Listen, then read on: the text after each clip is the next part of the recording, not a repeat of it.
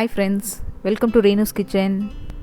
இன்றைக்கி நான் பார்க்க போகிறது மிளகு குழம்பு. அதுக்கு என்னென்ன பொருட்கள் எடுத்து வச்சுருக்கோன்னு பார்க்கலாம் வாங்க. ஒரு 15 சின்ன வெங்காயம் எடுத்து கொஞ்சம் பெருசாக கட் பண்ணி வச்சுருக்கேன். ஒரு 10 பூண்டு, அது கொஞ்சம் பெருசாக கட் பண்ணிக்கோங்க. புளி பேஸ்ட் வந்து நான் ஒரு 3 ஸ்பூன் எடுத்து வச்சுருக்கேன்.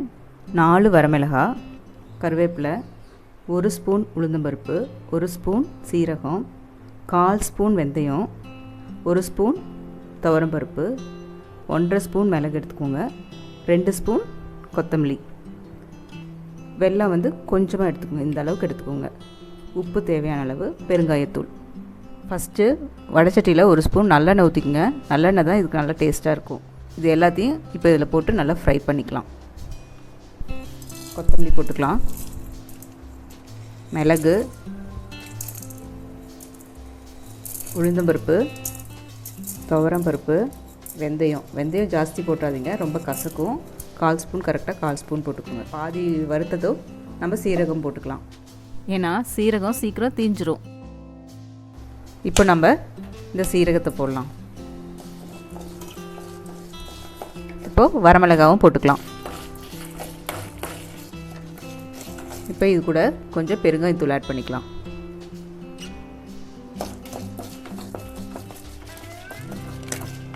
பாருங்கள், நல்லா வறுபட்டுருச்சு. இப்போ நம்ம இதை இறக்கிடலாம். இது நல்லா ஆறிடுச்சு. இப்போ இது மிக்சியில் போட்டு நல்லா நைஸாக அரைச்சிக்கலாம். பாருங்கள், இந்த மாதிரி நைஸாக அரைச்சிக்கோங்க. இப்போது வடைச்சட்டியில் 4 ஸ்பூன் நல்லெண்ணெய் ஊற்றிருக்கேன். இதுக்கும் நல்லெண்ணெய் ஊற்றிக்கோங்க, அப்போ தான் டேஸ்ட் நல்லாயிருக்கும்.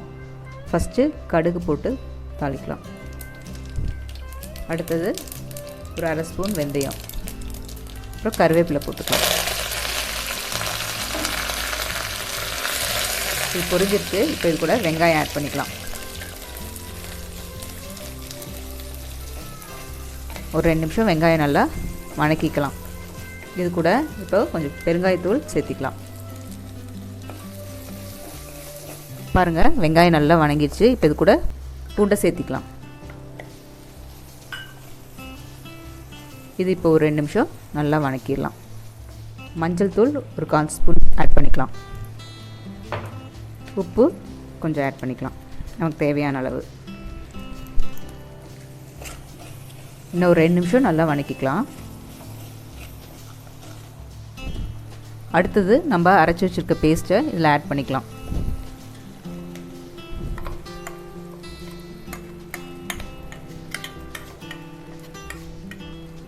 மிக்ஸி ஜாரில் கொஞ்சம் தண்ணி ஊற்றி அதில் இருக்க பேஸ்ட்லாம் நல்லா கரைச்சி இதில் ஊற்றிடலாம். இது ஒரு கொதி வரட்டும். பாருங்கள், இது இப்போ எவ்வளோ நல்லா கொதிக்குது. இப்போ நம்ம இது கூட கரைச்சி வச்சுருக்க புளியை சேர்த்திக்கலாம்.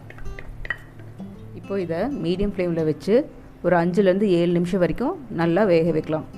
மூடி வச்சுக்கலாம். பாருங்கள், எவ்வளோ சூப்பராக இப்போ கொதிக்குது. இப்போ இது கூட நம்ம எடுத்து வச்சுருந்த வெல்லம் போட்டுக்கலாம்.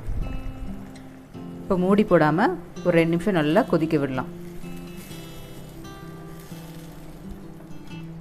பாருங்கள், குழம்பு சூப்பராக ரெடி ஆயிடுச்சு. இப்போ நம்ம இதில் கொஞ்சம் கொத்தமல்லி தழை ஆட் பண்ணிக்கலாம்.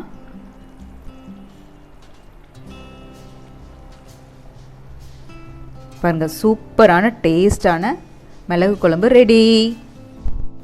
இது உங்களுக்கு பிடிச்சிருந்துச்சின்னா இந்த சேனலை லைக் பண்ணுங்கள், ஷேர் பண்ணுங்கள், சப்ஸ்கிரைப் பண்ணுங்கள், மறக்காமல் பெல் ஐக்கான் கிளிக் பண்ணுங்கள். தேங்க்யூ.